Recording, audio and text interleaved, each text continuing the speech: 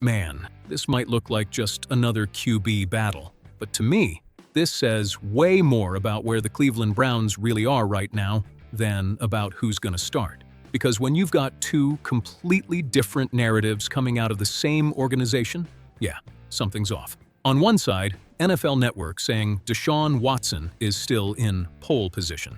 On the other, ESPN basically calling it for Shedeur Sanders to open the season. That's not just a difference of opinion, that's a lack of clear direction. Let's break this down the right way. The Browns are coming off a completely unstable 2025 at the most important position in the game. We saw a QB carousel that just didn't work. Dylan Gabriel, Joe Flacco, and then Shedeur Sanders stepping in late in the season. And look, 3-4 as a starter might not pop off the page, but when you compare that to the 2-8 from the other guys, that changes the whole conversation. Sanders wasn't perfect. He had rookie mistakes, no doubt. But he brought something this offense didn't have: rhythm, mobility, and most importantly, identity. Now stack that up against Watson's situation. A guy who's played 19 games in 5 years, hasn't stepped on the field since October 2024, and is still carrying the biggest, fully guaranteed contract in franchise history. So yeah, this ain't just football. This is business. To me, this isn't a pure football decision. This is a clash between three forces inside the Browns: the front office and ownership, trying to justify Watson's contract; the new coaching staff, Todd Monken, trying to build a functional system; the on-field reality, which shows the team works better with Sanders right now. And when those three aren't aligned, you already know it gets messy. Think about it. If Watson was clearly the better player right now, there wouldn't be a debate. If Sanders hadn't shown anything, there wouldn't be a debate either. The problem is that gray area in the middle. Monken's comment is the key to all of this. Todd Monken dropped a line that, to me, says everything. He's not splitting first-team QB reps. That changes everything. There's no more "let's try both and see" comfort zone. Whoever starts gets real time to lock it down, and whoever's out is basically waiting for the other guy to mess up. That's instant pressure heading into preseason. Who makes more sense right now? If you're just talking ball, recent performance, what we've actually seen on the field, to me, it's Sanders, and it's not even that long of a debate. He finished the season playing. He's already in the system. He's been putting in the work consistently, and he showed growth week after week.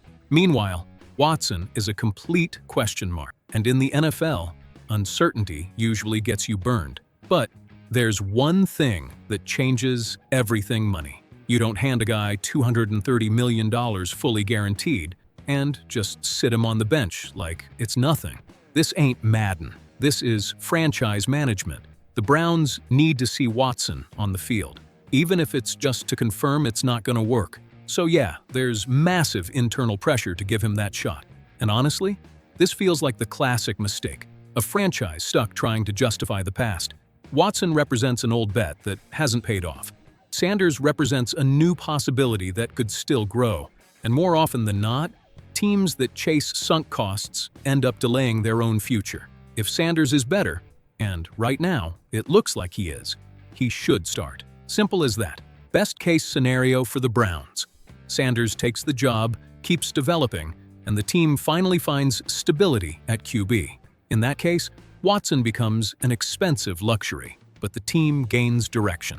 Best case for Watson: he comes back close to his Houston level. That fixes everything instantly. But let's be real. Right now, that's more hope than projection. Worst case scenario: the Browns roll with Watson early, he struggles, and the team wastes valuable time before going back to Sanders. And in the NFL, wasted time, wasted season.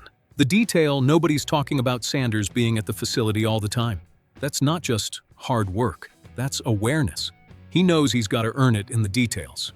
And that mindset, that matters in a battle like this. So at the end of the day, this isn't just about who's the better QB. It's about which version of the Browns is going to win. The one trying to justify the past, or the one ready to build the future. Because honestly, if this decision is based on the contract, the Browns are already starting the season behind the sticks. Now let me ask you, Dog Pound, if it was your call today, you rolling with Sanders or still giving Watson that shot?